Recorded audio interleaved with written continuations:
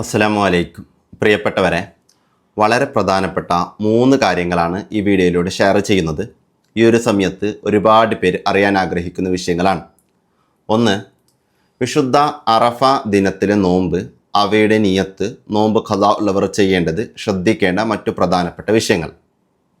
രണ്ടാമത്തെ കാര്യം, വിശുദ്ധ അറഫ ദിനം നമ്മൾ ചൊല്ലേണ്ട പ്രത്യേകമായ ദിക്റുകൾ, അതേപോലെ നമ്മൾ ഓതേണ്ട സൂറത്തുകൾ.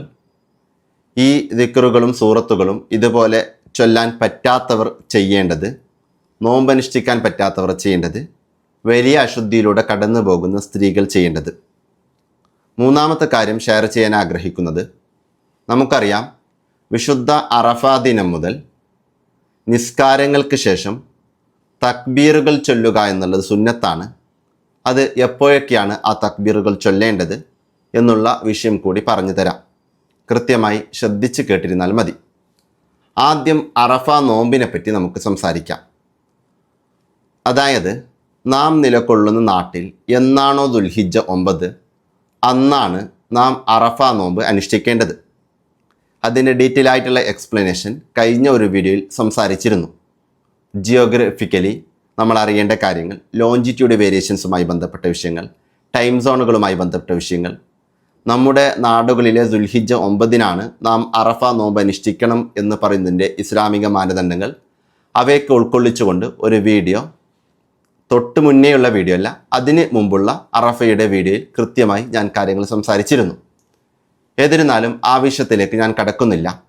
നമ്മൾ മനസ്സിലാക്കേണ്ടത്, നാം നിലകൊള്ളുന്ന നാട്ടിൽ എന്നാണോ ദുൽഹിജ്ജ 9 അന്നാണ് നാം അറഫ നോമ്പ് അനുഷ്ഠിക്കേണ്ടത്. അപ്പോൾ കേരളക്കാരായ നമ്മെ സംബന്ധിച്ചിടത്തോളം നാം നിലകൊള്ളുന്ന ഈ വർഷം 2026 മെയ് 27 ബുധനാഴ്ചയാണ് നമ്മുടെ നാട്ടിൽ ദുൽഹിജ്ജ 9. അപ്പോൾ ഈ ദിവസമാണ് നമ്മൾ അറഫ നോമ്പ് അനുഷ്ഠിക്കേണ്ടത്. ആവശ്യം ശ്രദ്ധിക്കാം. അടുത്തത്, ഈ അറഫ നോമ്പ് ഏറെ പുണ്യമാക്കപ്പെട്ട ഒരു നോമ്പാണ്. ഫിഖ്ഹിൻ്റെ കിതാബുകളിൽ ചില ദിനങ്ങളിൽ നോമ്പ് അനുഷ്ഠിക്കുക എന്നുള്ളത് ശക്തമായ സുന്നത്താണെന്ന് പഠിപ്പിക്കുന്നിടത്ത് ആദ്യം തന്നെ എണ്ണുന്ന ഒരു നോമ്പാണ് അറഫയുടെ നോമ്പ് എന്ന് പറയുന്നത്.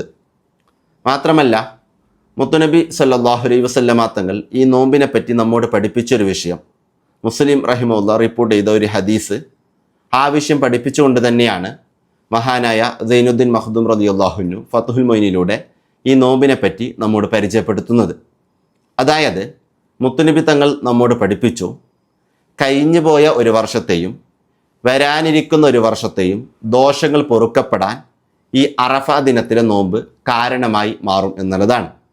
അപ്പോൾ നമ്മിൽ നിന്ന് സംഭവിക്കുന്ന ചെറുദോഷങ്ങൾ ഇതുമൂലം പൊറുക്കപ്പെടും. ആത്മാർത്ഥമായിട്ട് നമ്മൾ തൗബ ചെയ്യുകയും വേണം. ഒരുപാട് വൻദോഷങ്ങളൊക്കെ നമ്മിൽ നിന്ന് സംഭവിച്ചിട്ടുണ്ടാകാം. എന്നിരുന്നാലും ഏതായാലും ഏറെ മഹത്വമുള്ള ഒരു നോമ്പാണ് അറഫയുടെ നോമ്പ് എന്ന് പറയുന്നത്. ഇനി മനസ്സിലാക്കാം ഈ നോമ്പിൻ്റെ നിയത്ത്. അതായത്, ഏറ്റവും ചുരുക്കിയിട്ട് നാളത്തെ അറഫയുടെ സുന്നത്ത് നോമ്പ് അല്ലാഹു തആലക്ക് വേണ്ടി നോറ്റിടുവാൻ ഞാൻ കരുതി എന്ന് ഒരാൾ കരുതിയാൽ തന്നെ അവൻ്റെ നിയത്ത് ശരിയാകും. നിയത്ത് കരുതുക എന്നുള്ളത് നിർബന്ധമാണ്. കരുതുന്നതോടൊപ്പം പറയുക എന്നുള്ളത് നല്ലതാണ്.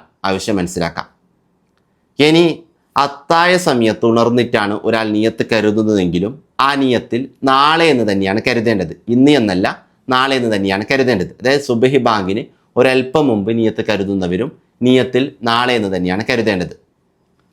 ഇനി ഒരാൾക്ക് നിയത്ത് മറന്നു പോയാൽ, നമ്മുടെ ഷാഫി മദ്ഹബ് പ്രകാരം തന്നെ സുന്നത്തായ നോമ്പുകളുടെ നിയത്ത് പകൽ സമയത്ത് ഉച്ചയ്ക്ക് മുമ്പ് സംഭവിച്ചാലും മതി. അവിടെ ഒരു കാര്യം പ്രത്യേകം ശ്രദ്ധിക്കണം. സുബഹി ബാങ്ക് മുതൽ നോമ്പ് മുറിയുന്ന കാര്യങ്ങളെ തൊട്ട് സൂക്ഷിച്ചിരിക്കണം. അങ്ങനെ ഒരാൾ രാവിലെ നിയത്ത് കരുതുകയാണെങ്കിൽ ഇന്നത്തെ അറഫയുടെ സുന്നത്ത് നോമ്പ് അല്ലാഹു തആലക്ക് വേണ്ടി നോറ്റിടുവാൻ ഞാൻ കരുതി എന്ന രൂപത്തിൽ നിയത്ത് കരുതിയിട്ട് അവനിക്ക് നോമ്പ് അനുഷ്ഠിക്കാവുന്നതാണ്. അടുത്ത വിഷയം, ഫർളായ നോമ്പ് ഖളാ ഉള്ളവർ എന്ത് ചെയ്യണം എന്നുള്ളതാണ്. എപ്പോഴും മനസ്സിലാക്കേണ്ടത്, നമുക്ക് നോമ്പ് ഖളാ വീട്ടാനുണ്ടെങ്കിൽ ആ നോമ്പ് എത്രയും പെട്ടെന്ന് ഖളാ വീട്ടി തീർക്കാൻ വേണ്ടി നമ്മൾ പ്രത്യേകം ശ്രദ്ധിക്കാം. മറ്റു ദിവസങ്ങളൊന്നും നമ്മൾ അതിനു വേണ്ടി ഉപയോഗപ്പെടുത്തുന്നില്ല എങ്കിൽ അറ്റ്ലീസ്റ്റ് നോമ്പ് പ്രത്യേകം സുന്നത്താക്കപ്പെട്ട ഈ ദിവസങ്ങളെങ്കിലും നമ്മൾ അതിനു വേണ്ടി ഉപയോഗപ്പെടുത്താം. സമയവിശാലതയുള്ള നോമ്പാണ്. അടുത്ത റമദാന് മുമ്പ് ഖളാ വീട്ടിയാൽ മതി. അത്തരമൊരു സാഹചര്യങ്ങളാണ്. മറ്റു ദിവസങ്ങളൊക്കെ ഉപയോഗപ്പെടുത്തി നോമ്പ് ഖളാ വീട്ടും എങ്കിൽ അറഫയുടെ നോമ്പുള്ള ദിനം അറഫയുടെ സുന്നത്ത് നോമ്പ് മാത്രമായി അനുഷ്ഠിച്ചിട്ട് ഖദാ ഉള്ള നോമ്പ് മറ്റു ദിനങ്ങളിൽ ഖദാ വീട്ടുന്നുണ്ടെങ്കിൽ അങ്ങനെ സ്വീകരിക്കാം. ഇനി അങ്ങനെയല്ല, മറ്റു ദിവസങ്ങളിലൊക്കെ ഖദാ വീട്ടാൻ സാധ്യതയില്ല, പ്രയാസമാണ്, അങ്ങനെയൊക്കെയുള്ള ഒരു സാഹചര്യമാണെങ്കിൽ ഒരിക്കലും നമ്മൾ പിന്തിപ്പിക്കരുത്. അങ്ങനെ വരുമ്പോൾ നമുക്ക് ഈ ദിനങ്ങളിൽ നോമ്പ് ഖദാ വീട്ടുകയും ചെയ്യാം, ഒപ്പം സുന്നത്തായ നോമ്പിനെ കരുതുകയും ചെയ്യാം. എങ്കിൽ നമ്മുടെ നോമ്പ് ഖദാ വീടുകയും ചെയ്യും, സുന്നത്തായ നോമ്പിൻ്റെ ഫലം നമുക്ക് ലഭിക്കുകയും ചെയ്യും. അങ്ങനെ റമദാൻ മാസം നോമ്പ് ഖദാ ഉള്ളവർ എങ്ങനെയാണ് നിയ്യത്ത് കരുതേണ്ടത്? അതാണ് ഇപ്പോൾ പറഞ്ഞു തരുന്നത്. അതായത് റമദാൻ മാസം ഖദാ ആയ ഫർദാക്കപ്പെട്ട നോമ്പ് നാളെ അറഫയുടെ സുന്നത്ത് നോമ്പോടെ കൂടെ അല്ലാഹു തആലക്ക് വേണ്ടി നോറ്റിയിടുവാൻ ഞാൻ കരുതി എന്ന രൂപത്തിൽ നിയ്യത്ത് വെച്ചിട്ട് അവനിക്ക് നോമ്പ് അനുഷ്ഠിക്കാവുന്നതാണ്. ആവശ്യം മനസ്സിലാക്കാം. ഇനി ഞാൻ നിങ്ങൾക്ക് പറഞ്ഞു തരുന്ന ഒരു കാര്യം, നമ്മൾ അറഫ ദിനത്തിലെ നോമ്പ് അനുഷ്ഠിക്കുമ്പോൾ പലരും ആഗ്രഹിക്കുന്ന ഒരു വിഷയമാണ് ഇതിൻ്റെ നിയ്യത്തിൻ്റെ പൂർണ്ണമായ ഒരു അറബി രൂപം. അതാണ് സ്ക്രീനിലൂടെ ഞാൻ നിങ്ങൾക്ക് കാണിച്ചു തന്നിട്ടുള്ളത്. ശ്രദ്ധിക്കാം. നവൈത്തു സൗമഗദിൻ അൻ അദായി സുന്നത്ത് യോമി അറഫ ഹാദിഹി സനത്തി ലില്ലാഹി തആല. ഈ കൊല്ലത്തെ അറഫ ദിവസത്തെ സുന്നത്തായ നോമ്പ് നാളെ അദാ ആയി അല്ലാഹു തആലക്ക് വേണ്ടി നോറ്റിടുവാൻ ഞാൻ കരുതി എന്ന രൂപത്തിൽ നിയത്ത് കരുതിയിട്ട് നോമ്പ് അനുഷ്ഠിക്കാവുന്നതാണ്. അപ്പോൾ അറഫ ദിനത്തിലെ നോമ്പും അവയുടെ നിയത്തുമായി ബന്ധപ്പെട്ട വിഷയങ്ങളാണ് ഇപ്പോൾ നമ്മൾ സംസാരിച്ചത്. ഇനി ഞാൻ നിങ്ങൾക്ക് പറഞ്ഞു തരുന്നത് ഈ അറഫ ദിനം നമ്മൾ പ്രത്യേകം ചൊല്ലേണ്ട ദിക്റുകളെ പറ്റിയാണ്. ഒന്നാമതായി എല്ലാവർക്കും ചൊല്ലാൻ പറ്റുന്നൊരു കാര്യം സുബ്ഹാനല്ലാഹ്, അൽഹംദുലില്ലാഹ്, അല്ലാഹു അക്ബർ, അതേപോലെ ലാ ഇലാഹ ഇല്ലല്ലാഹ്. ഈ ദിക്റുകൾ നമുക്ക് പറ്റുന്നത്ര രൂപത്തിൽ അധികരിപ്പിക്കാം. അറഫയുടെ രാവും പകലൊക്കെ നമുക്ക് പറ്റുന്നത്ര രൂപത്തിൽ ഈ ഓരോ ദിക്റുകളും നമ്മൾ മാക്സിമം അധികരിപ്പിക്കാം. ഇനി അതേപോലെ തന്നെ സൂറത്തുൽ ഇഖ്ലാസ് പറ്റുന്നത്ര നമ്മൾ ഓതാം. ഇനി അതേപോലെ തന്നെ നമ്മൾ അധികമായി സലാത്ത് ചൊല്ലാം. പ്രത്യേകിച്ച് ഇബ്രാഹിമിയ സലാത്തൊക്കെ നമുക്ക് പറ്റുന്ന രൂപത്തിൽ നമ്മൾ ചൊല്ലാം. മാക്സിമം നമ്മൾ സലാത്ത് അധികരിപ്പിക്കാം. ഇങ്ങനെയുള്ള കാര്യങ്ങളൊക്കെ നമ്മൾ ചൊല്ലാം. മാക്സിമം ദിക്റുകളും സലാത്തുകളും ഒക്കെ അധികരിപ്പിക്കാൻ വേണ്ടി ഈ രാവ് നമ്മൾ പ്രത്യേകം ഉപയോഗപ്പെടുത്താം. അതേപോലെ വിശുദ്ധ അറഫയുടെ ദിനം സൂറത്തുൽ ഹശർ കൂടി നമ്മൾ പാരായണം ചെയ്യാം. സൂറത്തുൽ ഫജ്ർ ഏതായാലും ആദ്യത്തെ 10 ദുൽഹിജ്ജയുടെ ആദ്യത്തെ 10 രാവുകളിൽ നമ്മൾ ഓതുന്നുണ്ടാകും. അതോടൊപ്പം അറഫയിൽ നമ്മൾ സൂറത്തുൽ ഹശർ കൂടി പാരായണം ചെയ്യാം. ആവശ്യം ശ്രദ്ധിക്കാം. ഇനി നമുക്ക് പറ്റുന്ന രൂപത്തിൽ സ്വലാത്തുകൾ ചൊല്ലാം. നമ്മൾ ചെയ്യേണ്ട ഒരു കാര്യം മാക്സിമം തിന്മകളിൽ നിന്ന് മാറി നിൽക്കാം. സോഷ്യൽ മീഡിയകളും മറ്റുമൊക്കെ അത്യാവശ്യത്തിന് മാത്രം ഉപയോഗിച്ച് ഫോണുകളൊക്കെ മാറ്റിവെച്ച് നല്ല രൂപത്തിൽ സിക്റുകളും സലാത്തുകളൊക്കെ ചൊല്ലി ആത്മാർത്ഥമായി തൗബ ചെയ്യാനും ദുആ ചെയ്യാനും വേണ്ടി ഈ രാവ് നമ്മൾ പ്രത്യേകം ഉപയോഗപ്പെടുത്താം. ഇനി നോമ്പ് അനുഷ്ഠിക്കാൻ പറ്റാത്ത ആളുകൾക്ക് നല്ല കാര്യങ്ങൾ ചെയ്ത് ഈ ദിവസത്തെ കൊണ്ടാടാം. വലിയ ശുദ്ധിയിലൂടെ കടന്നു പോകുന്ന സ്ത്രീകളൊക്കെ ആണെങ്കിൽ വലിയ ശുദ്ധിയുടെ ഘട്ടത്തിൽ ഖുർആനാണെന്ന ഉദ്ദേശത്തോടെ ഓതാനും പാടില്ല. അതേസമയത്ത് ദിക്റുകളും സലാത്തുകളൊക്കെ അവർക്കും കൂടുതലായി ചൊല്ലാം. അതൊക്കെ നല്ല കാര്യമാണ്. ആവശ്യങ്ങൾ പ്രത്യേകം ശ്രദ്ധിക്കാം. ഇനി ഞാൻ നിങ്ങൾക്ക് പറഞ്ഞു തരുന്ന കാര്യം വിശുദ്ധമായ അറഫ ദിനം, അതായത് ദുൽഹിജ്ജ 9 സുബഹി നിസ്കാരം മുതൽ അയ്യാമ തശ്രീഖിൻ്റെ അതായത് ദുൽഹിജ്ജ 13 അസർ നിസ്കാരം വരെയുള്ള സമയങ്ങളിൽ എല്ലാ നിസ്കാരങ്ങൾക്ക് ശേഷവും ഫറളും സുന്നത്തുമായ എല്ലാ നിസ്കാരങ്ങൾക്ക് ശേഷവും തക്ബീർ ചൊല്ലുക എന്നുള്ളത് സുന്നത്താണ്. തക്ബീർ ചൊല്ലുക എന്നുള്ളത് സുന്നത്താണ്.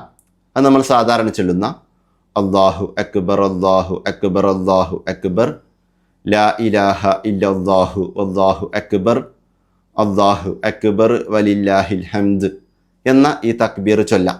അതൊരു 3 തവണയെങ്കിലും നമ്മൾ നിസ്കാരങ്ങൾക്ക് ശേഷം ചൊല്ലാം. എല്ലാ നിസ്കാരങ്ങൾക്ക് ശേഷവും ആവശ്യം ശ്രദ്ധിക്കാം.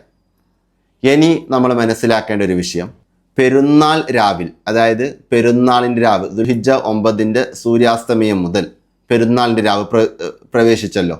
ആ പെരുന്നാളിൻ്റെ രാവ് മുതൽ പെരുന്നാൾ നിസ്കാരം വരെ നിരന്തരമായി എല്ലാ സമയത്തും നമ്മൾ തക്ബീറുകൾ അധികരിപ്പിക്കാം. ഇതൊക്കെ എല്ലാവർക്കും അധികരിപ്പിക്കാവുന്ന കാര്യങ്ങളാണ്. മാക്സിമം ചെയ്യാം. അപ്പോൾ ഈ വീഡിയോ ഉപകാരപ്പെട്ടു എന്ന് വിചാരിക്കുന്നു. മാക്സിമം ആളുകളിലേക്ക് വിഷയങ്ങൾക്ക് എത്തിച്ചു കൊടുക്കുക, ഷെയർ ചെയ്യുക. നാഫി അക്കാഡമിയിൽ ഏറ്റവും ലളിതമായ ഇസ്ലാമിക വിഷയങ്ങളൊക്കെ പഠിക്കാൻ കോഴ്സുകൾ ലഭ്യമാണ്. അതിൻ്റെ ഡീറ്റെയിൽസ് താഴെ കൊടുക്കുന്നുണ്ട്. ഈ പോസ്റ്റർ എല്ലാവരും വായിച്ചു നോക്കാം. നിസ്കാരം, ഉളു, കുളി, സക്കാത്ത്, നോമ്പ്, ഹജ്ജ്, ഉംറ, ഡെയിലി ലൈഫിൽ ചൊല്ലേണ്ട ദിക്റുകൾ, അങ്ങനെ തുടങ്ങിയ എല്ലാ വിഷയങ്ങളെപ്പറ്റിയും പഠിക്കാൻ പറ്റും. ക്ലാസ് വീഡിയോകളും ക്ലാസ് നോട്ട്സുകളൊക്കെ ലഭ്യമാകും. തീർച്ചയായിട്ടും നിങ്ങൾ എല്ലാവരും മാക്സിമം ഉപയോഗപ്പെടുത്താം എന്ന് മാത്രം സൂചിപ്പിച്ചുകൊണ്ട് എല്ലാവരോടും ദ്വാവസ്യത്തോടെ അസ്സലാമു അലൈക്കും.